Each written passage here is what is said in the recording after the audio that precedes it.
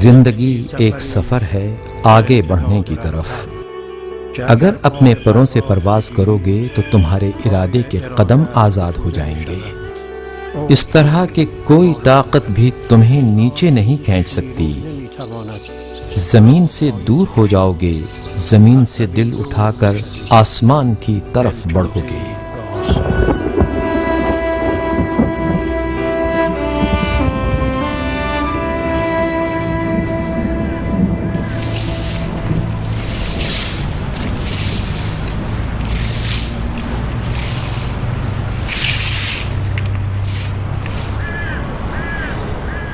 میں اپنے پنجرے کے باغ کا پرندہ ہوں، میں جدائی کی کیا شرح بیان کروں، میں تو اس جگہ کسی کے فریب میں گرفتار ہو گیا ہوں۔ کیونکہ اویس اپنے آپ ہی سے دور ہو گیا ہے، اس نے خود کو فنا کر لیا ہے، اس لیے یہ زمینی شخص اب آسمانی ہو گیا ہے۔ لقد فضلنا بعضهم على بعض، ہم نے بعض انسانوں کو بعض دوسرے انسانوں پر فضیلت بخشی ہے۔ شراب پیو کہ تم کسی کے عاشق نہیں ہو، بس تمہیں اختیار ہے۔ یہ محبت مجھے میری فطرت سے وراثت میں ملی ہے۔ اتوار 17 مئی سن 2009، آیت اللہ العظمی بہجت کا گھر اور دفتر۔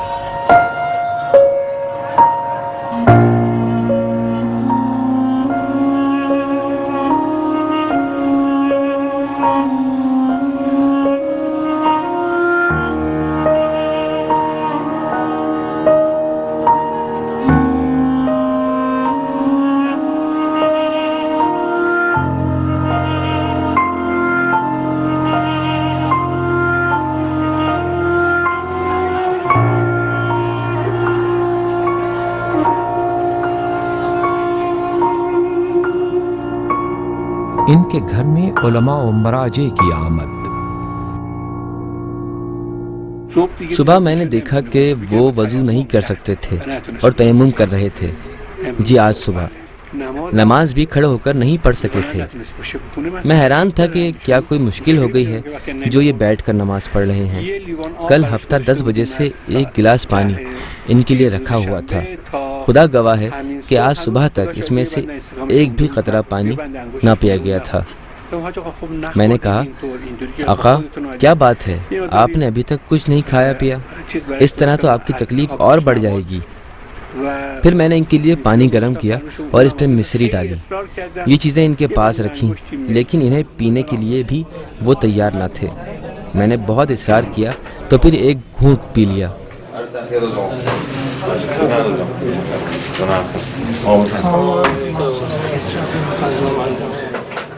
صبح کی نماز پڑھی، پھر 1-2 اور نمازیں پڑھی، پھر لیٹ جاتے اور بے حال ہو جاتے۔ ہر چند منٹ کے بعد کہتے السلام علیکم ورحمۃ اللہ وبرکاتہ۔ شاید کئی مرتبہ السلام علیکم ورحمۃ اللہ وبرکاتہ کا تکرار کیا۔ ان کا حافظہ ایسا تو نہیں تھا۔ میں نے کہا کہ کوئی آ جائے تو گلوکوز کی بوتل لگا دے، کیونکہ کچھ پہلے بھی اسی طرح کا کام کیا تھا۔ طاقت بالکل ختم ہو رہی تھی۔ گلوکوز لگایا گیا، کچھ دوائی وغیرہ بھی دی گئی، لیکن آقا گولیاں نہیں کھا رہے تھے۔ ہم وہ گولیاں کھلائیں تاکہ ہو سکتا ہے آدھ گھنٹے تک ان کی حالت بہتر ہو جائے، لیکن ہم نے دیکھا کہ حالت بہتر نہیں ہو رہی۔ میں نے کسی سے کہا کہ جاؤ ڈاکٹر سے کہو جلدی آ جائے۔ ڈاکٹر انہیں دیکھ کر چلا گیا تھا۔ میں نے انہیں نیچے لٹایا اور تیاری کرنا شروع کر دی۔ کپڑے اور کوئی 20-30 سال پرانے نسخے اور موجودہ دوائیاں وغیرہ اکٹھا کی۔ ویسے تو انہیں ایسی کوئی خاص مشکل و بیماری نہ تھی، سب اکٹھا کر رکھا تھا تاکہ انہیں تہران لے جائیں۔ جب ہم جانے کے لیے تیار ہو گئے تو ہم یہاں آئے، دیکھا کہ سو رہے ہیں۔ ہم نے کہا کل رات نہیں سوئے، انہیں کچھ سونے دیں، لیکن پھر بھی میں نے کہا جتنی جلدی چلے جائیں بہتر ہے۔ میں قریب آیا اور کوشش کی کہ انہیں جگاؤں، لیکن میں نے دیکھا کہ اب کوئی جواب نہیں دے رہے۔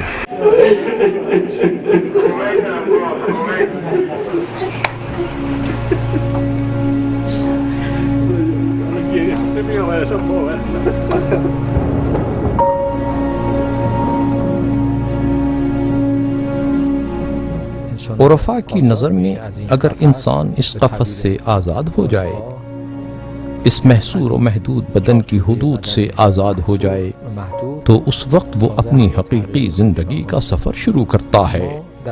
بزرگان انسان کی تعریف میں کہتے ہیں کہ انسان ازلی موجود ہے۔ اس دنیا میں اس کا آنا جسم کے ساتھ ہے، لیکن اس کی حقیقت ازلی ہے۔ ہم نہیں کہہ سکتے کہ انسان کب سے ہے اور کب تک رہے گا۔ کیوں؟ اس لیے کہ انسان کے وجود کا تعلق حضرت حق کے ساتھ ہے۔ من روحی، یہ چیز بتاتی ہے کہ ہماری روح کی حقیقت عالم بالا سے ہے۔ اس لیے مردان الہی کے وجود کا افق اور اس کی وسعت ملک و ملکوت جنتی ہے۔ وہ لامکان جس میں روح خدا ہے، اس کا ماضی، مستقبل اور حال کیا ہے؟ اس کی ازلیت عین ابدیت ہے اور ابدیت عین ازلیت ہے۔ لہذا مردان الہی کے لیے موت و حیات کے کوئی معنی نہیں ہیں، کیونکہ یہ لوگ حقیقت معرفت کی وجہ سے زندگی پاتے ہیں، اس لیے ہمیشہ کے لیے باقی رہتے ہیں، زندہ ہیں۔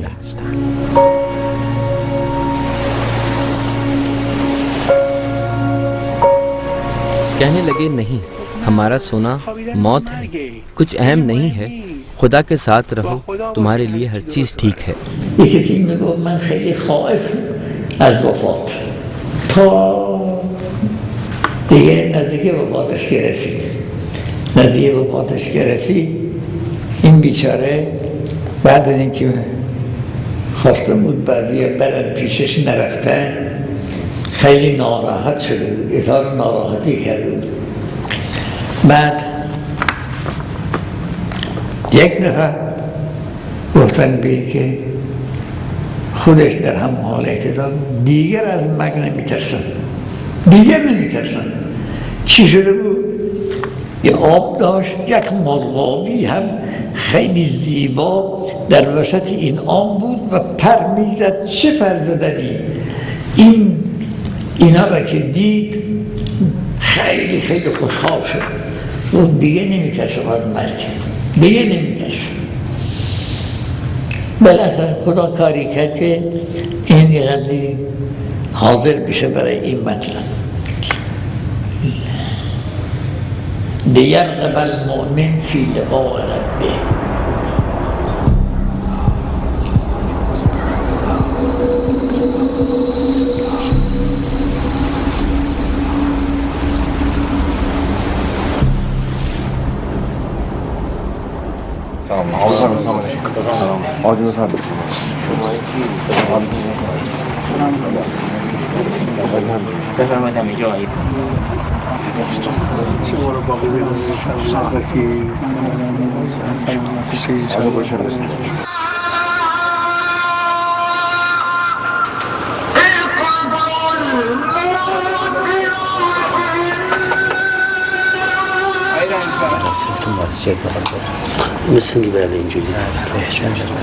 مرحوم آیت اللہ العظمیٰ عراقی کی وفات ہو چکی تھی۔ دوسرے دن مراجع کی طرف سے اعلان کیا گیا۔ میں نے کہا آپ چلیں، تو کہا نہیں، میں نہیں جا رہا۔ جب میں جا رہا تھا تو مجھے بلایا اور کہا ابھی جو آپ وہاں جا رہے ہو اپنی طرف سے تو نہیں جا رہے نا، میری طرف سے جا رہے ہو؟ میں نے کہا جی۔ کہا اگر آپ اپنی طرف سے جانا چاہتے ہو تو مجھے آپ کے القابات سے کوئی مسئلہ نہیں، آپ عالم ہو یا مرجع ہو، عالم العلماء بنو یا مرجع المراجع بنو، مجھے ان سے کوئی غرض نہیں، لیکن اگر میری طرف سے جا رہے ہو تو تمہارا باپ ایک طالب علم ہے، تم ایسی جگہ پر جا کر بیٹھو جہاں کوئی اور نہیں بیٹھنا چاہتا۔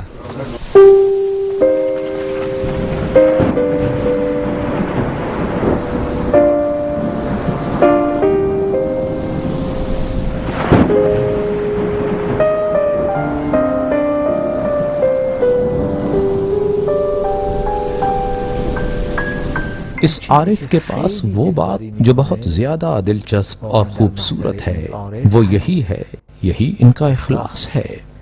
ان کا تکیہ کلام بن چکا تھا، ہمیں بھی یہی فرمایا کرتے تھے کہ علم کا ذخیرہ جمع کر لینا اہم نہیں ہے، وہ چیز جو اہم ہے وہ عمل ہے، ایسا عمل جس کے ساتھ اخلاص ہو۔ ایسا اخلاص جو انسان کو اس جگہ پہنچا دے جہاں انسان خود سے بھی خلاص یعنی رہا اور آزاد ہو جائے۔ مثلا جب وہ مرجع بنے تو ایک ناخون کے برابر بھی ان میں کوئی تبدیلی نظر نہیں آئی۔ اس راستے میں تمہیں جو کچھ بھی دکھایا جائے تو اگر اس کی تعریف نہ کرو گے تمہیں دور کر دیا جائے گا۔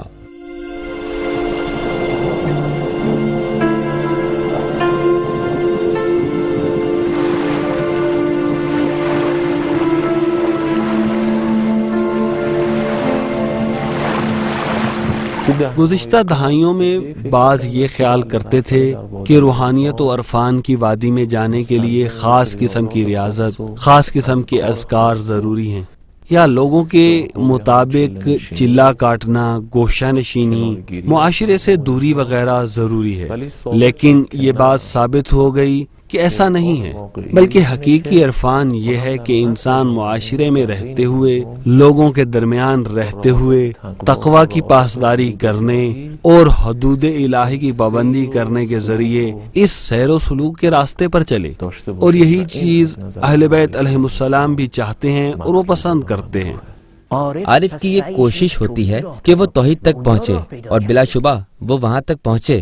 عارف بالکل بھی کرامت دکھانے کی خواہش نہیں رکھتا، لیکن لوگ زیادہ تر اس بات کے پیچھے ہوتے ہیں کہ دیکھیں یہ شخص کیا کیا غیر معمولی اور غیر عادی کام انجام دیتا ہے۔ عارف جو بلند مقامات کی طرف سفر کر چکا ہے وہ ان خرافات پر توجہ نہیں کرتا۔ خراب شدہ جگہوں پر بیٹھنے والوں کے ساتھ بیٹھنے سے کوئی کرامت حاصل نہیں ہو جاتی، وہ خراب آباد ہوا ہے، خود کو اس نے خراب کر لیا ہے اور توحید کے ذریعے آباد ہو گیا ہے، وہ خراب آتی ہے، یعنی اب اسے کرامات سے کوئی سروکار نہیں ہے۔ بزرگان نے اگر کہا ہے کہ اہل توحید سے کوئی کرامات ظاہر ہوتی ہے تو وہ تفرس کے باب سے ہے، یعنی اپنی کرامات کی طرف خود ان کی کوئی توجہ نہیں ہے۔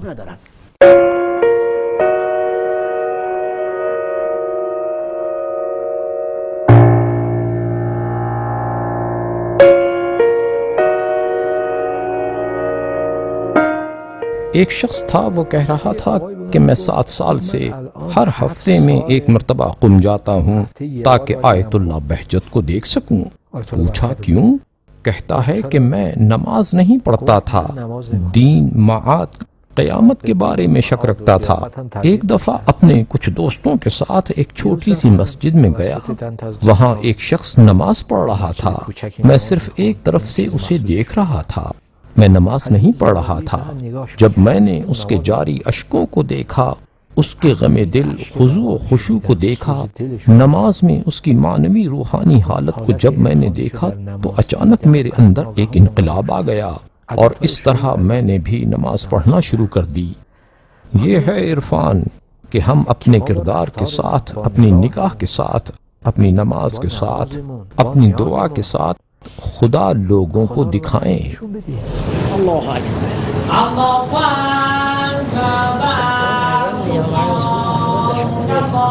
سبحان اللہ، سبحان اللہ، سبحان اللہ۔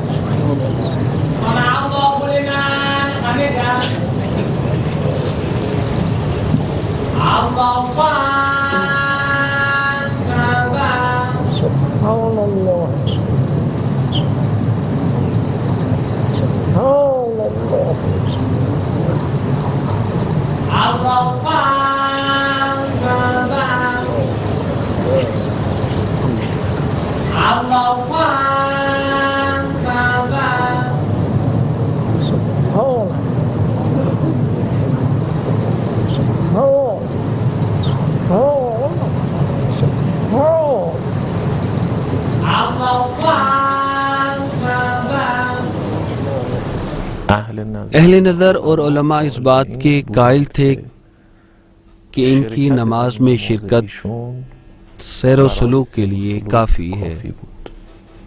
ان کی نماز جماعت عالم کثرت کی علامت نہ تھی، ان کی نماز جمال خدا کا آئینہ دار تھی، انہوں نے کبھی اپنی نماز کو نہ دیکھا تھا، ان کی نماز میں خدا نظر آتا تھا، اس کے تمام اثرات خدا کے ہیں، پہلا اظہار جو مملوک اپنے مالک کے سامنے کرتا ہے اظہار ناداری اور اظہار عبودیت ہے، ایاک نعبد۔ ان کی پوری کوشش یہ تھی کہ میں اپنے آپ کو ظاہر نہ کروں۔ عبودیت میں آقا بہجت اپنی مثال آپ تھے، ان کی ہر چیز ایسی تھی، فقر تھا تو بھی وہ اسی جہد سے تھا۔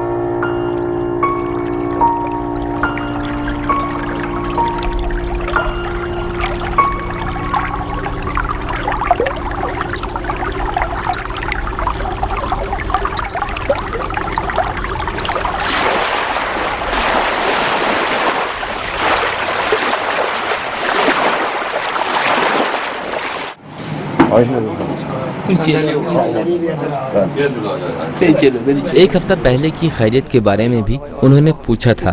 میں نے بتایا کہ آپ کے پاس گیا تھا، تسلیت کہتا ہوں۔ وہ سب کے باپ تھے، جو کوئی بھی ہم سے ملتا وہ کہتا آپ نہیں جانتے کہ وہ ہماری کس قدر خبرگیری کیا کرتے تھے۔ ہمارا بچہ بیمار ہو گیا تھا تو انہوں نے پل پل کی خبر رکھی تھی۔ میں نے کہا آقا آپ کس کے ساتھ نہ تھے؟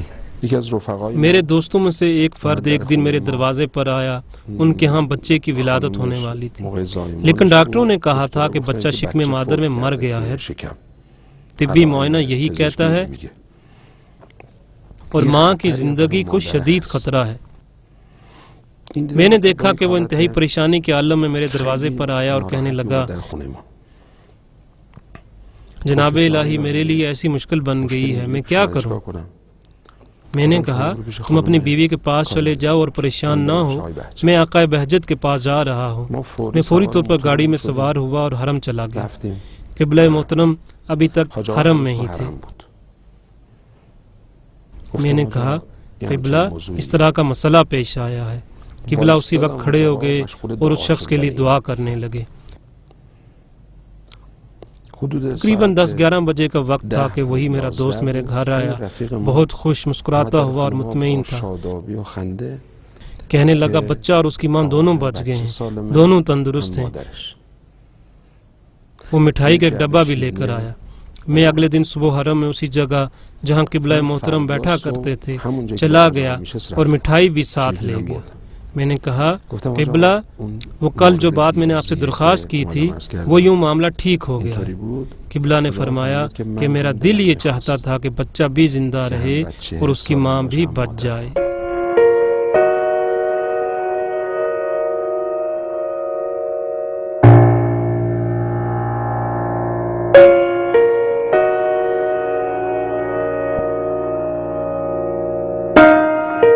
پیر کا دن 18 مئی حرم حضرت معصومہ سلام اللہ علیہا میں لوگوں کا ان سے آخری الوداع کہنا۔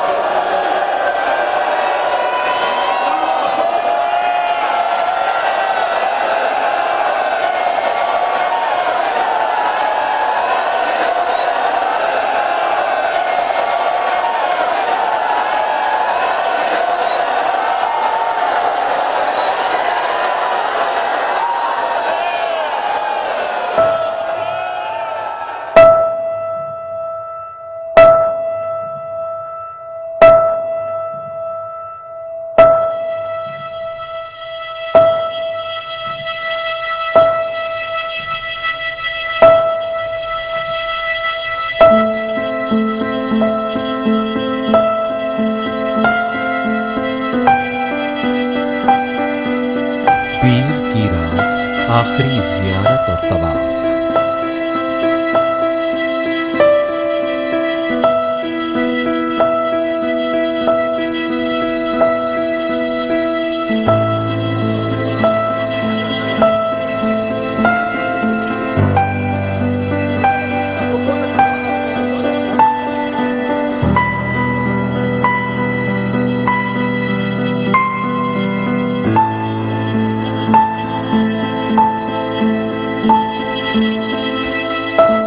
آیت اللہ العظمی بہجت ایسے برجستہ عالم تھے جن کے پاس علم و عرفان دونوں قوتیں تھیں، جو انہوں نے کربلا و نجف کے 16 سال کے سفر میں سیکھی تھیں۔ وہاں انہوں نے نامور اور مشہور اساتید جیسے شیخ محمد حسین غروی اصفہانی، مرزا نعیمی، ابو الحسن اصفہانی اور سید علی قاضی کی شاگردی اختیار کی۔ یہ ایسے بلند مرتبہ افراد تھے کہ جن میں سے ہر ایک کی شاگردی کرنا ایک عمر افتخار کرنے کے لیے کافی ہے۔